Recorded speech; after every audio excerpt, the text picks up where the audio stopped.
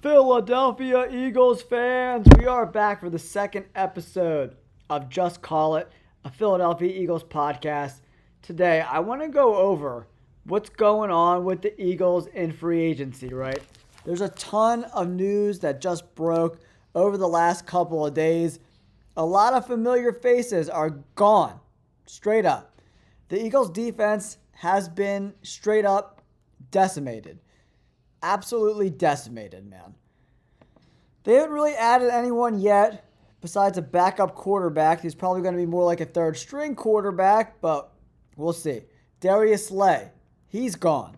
He was released by the Eagles, signed with the Pittsburgh Steelers. Bradbury, he's gone. He hasn't signed anywhere yet. Cornerback Isaiah Rodgers, he's gone as well. He signs a 2-year deal with the Minnesota Vikings. The cornerback room has been decimated, Eagles fans. Absolutely decimated, right? Then, the Eagles traded Kenny Pickett for a 5th-round pick to the Cleveland Browns. They also got back Dorian Thompson-Robinson, right? So not a bad trade for the Eagles. Flipping Kenny Pickett for a 5th-round pick. You know, that could be packaged with a 3rd or a 4th to move up earlier in the draft. That makes a lot of sense to me, guys. Next up, Milton Williams. He's gone. Defensive lineman for the Philadelphia Eagles. He's out of town. He signs with the New England Patriots, guys. Big time money. The dude made $26 million per year on this contract. Looks like it's a 4-year deal, $26 million. He was originally going to go to the Panthers, but the Patriots threw that extra year at him. So he is now a New England Patriot, revamping that defense there for Mike Vrabel and the Patriots, right? Then Josh Sweat, he's heading out west, going to the Arizona Cardinals. Jonathan Gannon, the former defensive coordinator of the Philadelphia Eagles, is the head coach over there. So he's reuniting with his old coach, going to play outside linebacker there in that 3-4 scheme for Arizona. He's gone. And then today, the Eagles made a crazy trade. CJ Gardner-Johnson gets traded to the Houston Texans. In return, they get Kenyon Green. In this deal, the Eagles also ship a 6th for Kenyon Green and a 5th round, both 2026 round picks, guys. So Kenyon Green was a former first-round pick out of Texas A&M. He was 15th drafted overall. Solid pedigree, but between injuries and probably some misuse, he hasn't really panned out with the Texans. He gets traded to the Philadelphia Eagles. Could he be in play for that right guard spot? Absolutely. Going to Jeff Stoutland U. Yeah, Steven, I agree with you. I like the move. Flipping CJ Gardner-Johnson, who's getting a little bit older, right? I do like his grit and his tenacity that he brings to a defense, that toughness. CJ Gardner-Johnson, he's had quite the merry-go-round the last couple of years, right? But to get a former first-round pick at it from 2022, kind of like Mekhi Becton 2.0, right? That's kind of what this move is like. I like it. Yeah, Steven, 100%. I agree with you 100%, buddy. Becton 2.0. This makes me think, but Steven, I like sometimes you need that crazy maniac on defense, man. The crazy loudmouth, is intimidating, right? So I kind of like that. I like that grittiness that CJ Gardner-Johnson brings to a defense. I like the trash talk. I feel like having one guy on your defense that does that brings another element to your defense, right? Yeah, I agree. But I think Cooper DeJean, his best position is slot because he could be in coverage, he could cover tight ends, and he could help with the run game because he's closer to the line of scrimmage, right? So for me, if I'm the Eagles, I want to draft a young cornerback to compete for a spot against guys like Khalil Ringo, right?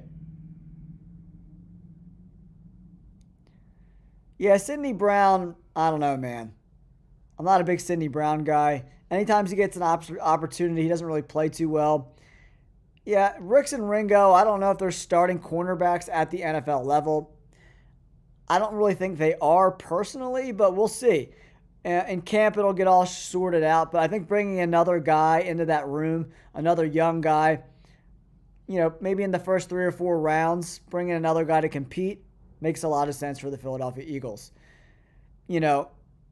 Having a young, inexperienced guy on the outside, I don't love it.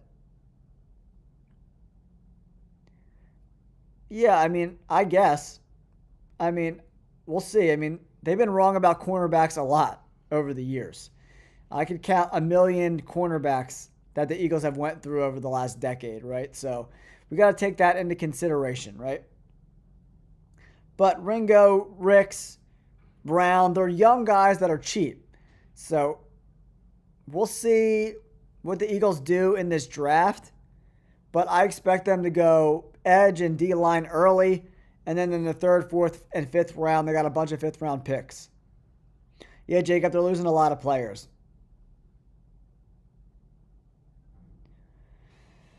Yeah, so Metcalf is, I don't know. Well, looking good in one game against Metcalf a couple of years ago doesn't really give me the vote of confidence, you know what I mean, to anoint him the starting job, right? I think Isaiah Rodgers was probably the best out of all those guys, and he got a 2-year deal with the Vikings, right? So he's out of town. And also Oren Burks, he left as well. Oren Burks moves on, guys. He got a 2-year deal with the Cincinnati Bengals, $5 million deal. So the Eagles have been very quiet in free agency, which definitely concerns me a little bit for sure. When you lose a lot of starters, Milton Williams, Josh Sweat, C.J. Gardner-Johnson, Darius Slay. It's a lot of starters, man. A lot of starters. Yeah, you could people get obsessed with measurables. But if you can play, you can play. But I think, measurables are an overrated thing. If you look at Ringo's scores over the last couple years, right? Like Sidney Brown, 62 PFF grade in 2023, 70 PF grade, 66 in coverage, 68.9 against the run. It's okay. Ringo's way worse. Ringo, 64 grade in 2023, 65.4 grade. He's awful against the run, 58.1. Coverage grade, not much better, 66.6. So, you know what I mean? He's got great measurables, right? 6'2", 207 pounds, Georgia Bulldog. So, Ringo has the measurables, right? But can he do it? And he ran a 4.36, right? He's got all the,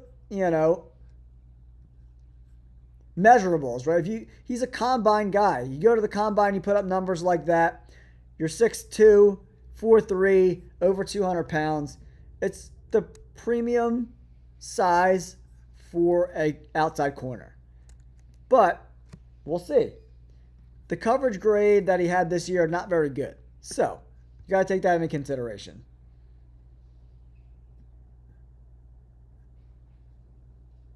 Yeah, Pablo's definitely happy. But how about the Commanders getting Tunsil? What a deal. Laramie Tunsil, all-pro left tackle, going to the Commanders. Not great for the Eagles, guys. Not great for the Eagles. Yeah, we'll see, Steven. I'm optimistic, but you know what I mean? With optimism, you got to be a little trepidatious as well. You got to, see what else is out there. A veteran presence in that room. It's a lot of really young guys. A lot of really young, inexperienced guys. You have 2 outside corners and a slot guy, and safety if Sidney Brown's there with that haven't played a lot of football. That's just the facts, right? Yeah, Saquon Barkley, that addition is great. We love Saquon Barkley, but the Eagles defense, man, they got to go heavy defense in the draft. Losing a lot of starters, man. when almost 50% of your starters are gone, it's not great. And Nakobe Dean is not going to be able to start the season, so you can chip that away as another one. Oren Burks gone as well. So a middle linebacker, edge, D-line, cornerback, safety. 5 people that started last year will not be back next year for this defense, right? So for me, guys, it's not great. It's not great. This defense, 50% turnover is not great. Yeah, I mean, Jeremiah Trotter couldn't sniff the field this year when the Eagles had serious linebacker injuries. So he might be a special teams guy through and through. He had a really high missed tackle rate in college, and I don't expect that to get remarkably better at the NFL level. So if Jeremiah Trotter Jr. is starting at middle linebacker for the Eagles on opening day, I'm definitely going to be concerned. For sure. He just didn't really impress me. He had like a 12.5% missed tackle rate in college. So he's got to play exceptionally better than that, right? Nakobe Dean's probably not going to be ready till like mid-November, December with that injury happening so late in the season. And that's if everything goes well, right, guys? So Mekhi Becton has not signed anywhere yet. The Eagles could potentially bring him back. They've only brought back one player so far, and that's Zach Bond. They did extend Saquon Barkley, which is great. But the defense definitely needs some help. 5 starters won't be there opening day for the Philadelphia Eagles, and that's a huge concern. That's definitely a huge concern. I mean, just look at Trotter's college career. 12% missed tackle rate, man. And that's the Giants. The Giants are trash. Yeah, Trevor Keegan, I definitely forget about him sometimes as well. He's in the mix. I liked him in college a lot. Yeah, I expect Brandon Graham to retire, guys, for sure. He won't be back. He retore the tricep in the Super Bowl, so it's pretty much a picture wrap on our boy Brandon Graham. So a lot of missing parts. I'm expecting Ojomo, how do you say his name? Ojomo and Hunt, Ojomo. Yeah, he played pretty good in limited snaps. 487 snaps, not too limited. 70 overall grade. He's awful against the run, though. Run defense grade, 58.7. That sucks. And then Jalix Hunt. Didn't play a lot. 340 snaps this season. 70 overall grade. Pretty solid. Okay against the run. Okay against the pass. Pretty good in coverage. 6'4", 250. 3rd round pick from the Eagles last year. Could be the guy on the edge. We'll see. They definitely need help on the D-line. For sure. I would definitely like to see Ojomo's job get replaced by a 1st round pick. Straight up. I mean, Jeremiah Trotter couldn't sniff the field all year long, man. I don't see it. I just don't think he's going to be exceptionally better than he was in college. That was my knock on him in college. That missed tackle rate was huge. So we got to take that into consideration when you look at the bigger picture, right? Could he be better? Possibly. And he looked decent in his first year, but he only played 100 snaps. Yeah, like on the field this year, only 100 snaps, and half of them came in week 18. So he didn't sniff the field at all whatsoever. He played, 29 on passing, 24 on defense, right? You're talking 54, 64, 68. 80% of all of his snaps that he got this entire season came in the last 2 weeks when the games didn't really matter for the Eagles. So he's small too, 6', 230. I don't know. I don't see it, man. I don't see it. 6', 230 being a starting middle linebacker in the NFL, I don't see it. Yeah, I disagree. Yeah, Justin Fields to the Jets, man, that's pretty crazy.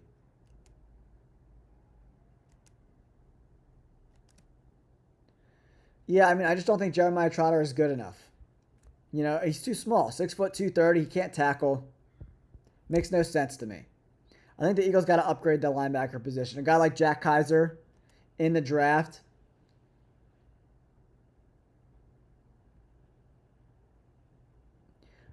You don't worry. Nakobe Dean's contract is up after this year, man. It's not like Nakobe Dean's on a 5-year deal and we got to get him back playing. If a guy comes in and he plays great, Nakobe Dean's just going to sit the bench. The Eagles don't have any ties to Nakobe Dean past this year. So, I know it's a good story and all if he comes back, but if a guy's playing and he's playing great, Nakobe Dean's just going to sit the bench, especially if it's in December. So, the Eagles, Dean's contract's up after this year. So, him. But it's not my opinion that Nakobe Dean's contract is up at the end of the year, right? So, the Eagles they're not tied to Nakobe Dean at all whatsoever. So finding his replacement is way more important, right, than just having him come back and play for a few weeks. That makes no sense.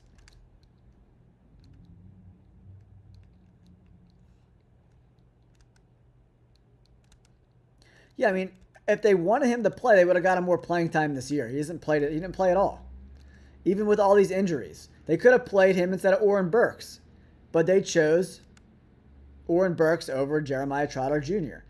And they didn't value Oren Burks at all because look what happened. He went to the Bengals on a very small deal, barely above the league minimum.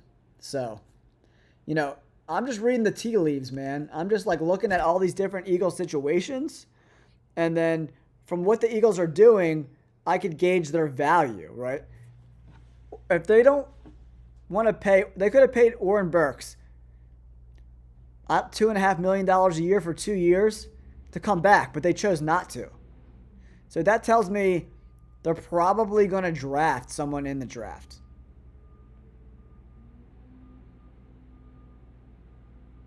No, it doesn't matter if you're a rookie or not. It's who's better and who's more talented. And Oren Burks is a better player than Jeremiah Trotter Jr. Straight up. But we'll see. We shall see, guys. We shall see. Either way you slice it, the Eagles lost a lot on defense, guys. And I think they need to figure something out in free agency over the next couple of weeks about guys or trades. Because right now, the defense is looking a little thin.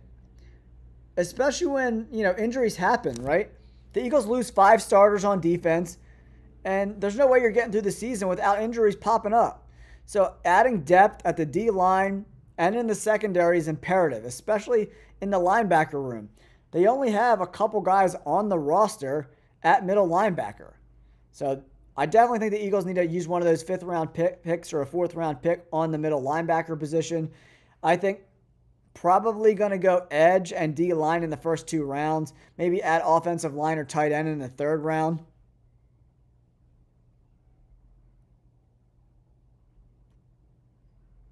But all I'm saying is Oren Burks could have come back for the Eagles on a 2-year deal for very cheap. And the Eagles decided not to bring him back. So that means they don't value Oren Burks. And he played over Jeremiah Trotter Jr. That's all that I'm saying.